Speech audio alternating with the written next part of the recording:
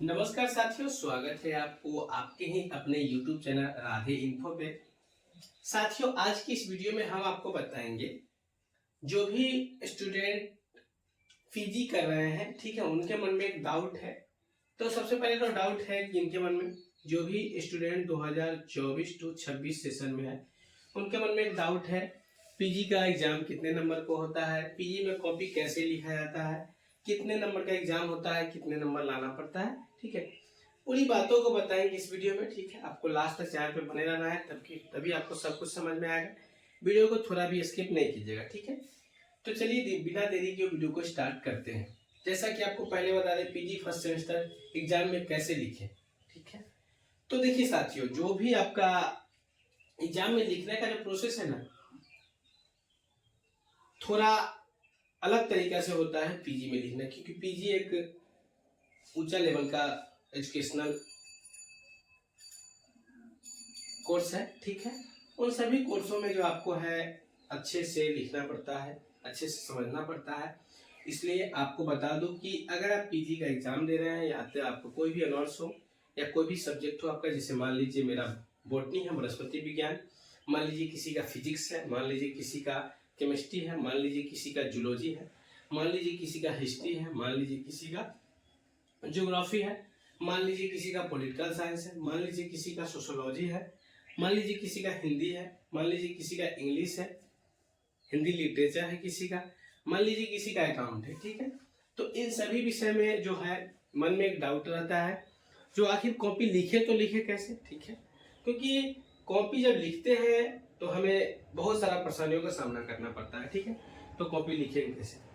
जो भी आपका क्वेश्चन पूछा जा रहा है, ठीक है, मान लीजिए पूछा जा रहा है हमारा देश आजाद कब हुआ था। ठीक है, तो हमारा देश आजाद कब हुआ था उसके बारे में पूरी विवरण को एकदम शॉर्ट में लिखे, शॉर्ट में कोशिश करें, शॉर्ट में, जैसे कि ना बहुत ज्यादा लिखे ना बहुत कम लिखे, जो पॉइंट पूछा जा रहा है उस पॉइंट के हिसाब से जवाब दे। ठीक है, तो आपका रिजल्ट बेहतर बन सकता है। मेरी एक्सपीरियंस है, क्योंकि मैं खुद एक साल बैक हूं, तो अब मुझे पता चल गया है जो कैसे क्या करना है। ठीक है, तो इसलिए आप लोग घबराए नहीं।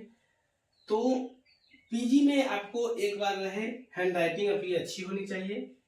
दूसरी बात, आप जो चीज लिखते हैं उसकी लिखने का शुद्धता अच्छी होना चाहिए, मतलब कि जो आप जो लिख रहे हैं वो अगला पढ़ रहा है कि नहीं, अगला सामने वाला जो आदमी है, सामने वाला जो प्रोफेसर है या कोई भी है, यूनिवर्सिटी डिपार्टमेंट की कोई भी हो सकता है या कॉलेज डिपार्टमेंट के या हमारे टीचर्स हो सकते हैं, तो आप जो लिख रहे हैं वो टीचर को समझ आ रहा है नहीं। ठीक है, आप जो लिख रहे हैं, आपके घर में कोई भाई भी होगा, आप जो लिख रहे हैं उसे बोलिए बुआ देखो तो पढ़ रहा हो तो कैसा है, समझ आ रहा है।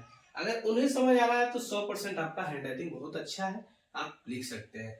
लेकिन आपको याद ध्यान है, जो भी क्वेश्चन पूछा रहा है क्वेश्चन का जवाब सटीक और अच्छे तरीका से आपको देने का प्रयास करना होगा। ठीक है, तो ये रहा गया आपका राइटिंग कैसे लिखना है। ठीक है, अब कितने नंबर का पीजी का एग्जाम होता है। ठीक है, देखिए पहले नंबर तो पेपर्स जो होता है CC1 होता है, CC2 होता है, CC3 होता है, CC4 होता है, और AECC होता है जिसे लैंग्वेज सब्जेक्ट बोला जाता है। जैसे कि आपका अगर मान लीजिए आपका अकाउंट ही होगा तो आपको लैंग्वेज लास्ट में एग्जाम देना पड़ता है, सबसे लास्ट दिन इसका एग्जाम होता है। ठीक है, इस सभी का एग्जाम जो है 200 नंबर का होता है।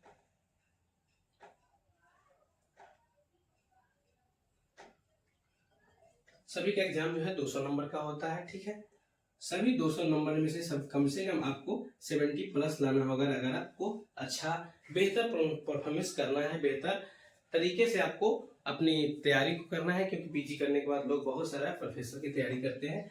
तो अगर आपको बेहतर करना है, बेहतर तैयारी करना है, अगर आप टीचर ही बनना चाहते हैं तो आपको फिर पीजी करके टीचर बनिएगा, तो आपको कम से कम 70 प्लस, ठीक है, 70 प्लस आपका नंबर होना चाहिए। 70 प्लस अगर नंबर आप नहीं लाते हैं तो फिर आपको कोई फायदा नहीं है फिर आपको पीजी करने से। इसलिए आपको ध्यान रहे, हैंड राइटिंग, लिखने का तरीका, और आप क्या लिख रहे हैं अगला को समझ आए या नहीं उसके बारे में भी आपको जानना जरूरी है। तो इन सभी चीजों को देख करके आप पीजी का एग्जाम जो दीजिएगा अपने फॉर्म को भरिएगा। और याद रहे PYQ जो भी ऑब्जेक्टिव क्वेश्चन होगा पीजी में आपको 100% आप याद रखिएगा, आपका रिजल्ट सिर्फ ऑब्जेक्टिव से आ जाएगा। ठीक है, लेकिन ध्यान रहे ऑब्जेक्टिव भी आप बनाते हैं तो अपने हिसाब से बनाइएगा, पॉइंट बाय पॉइंट दे करके। जैसे मैं आपको एग्जाम्पल के तौर पे बता दूं, पहला नंबर क्वेश्चन ये हो गया, तो इसका आंसर जो है जो ए है तो इस तरीका से दें ताकि अगला को लगे जो हाँ यह जो बंदा जो भी है वो अगर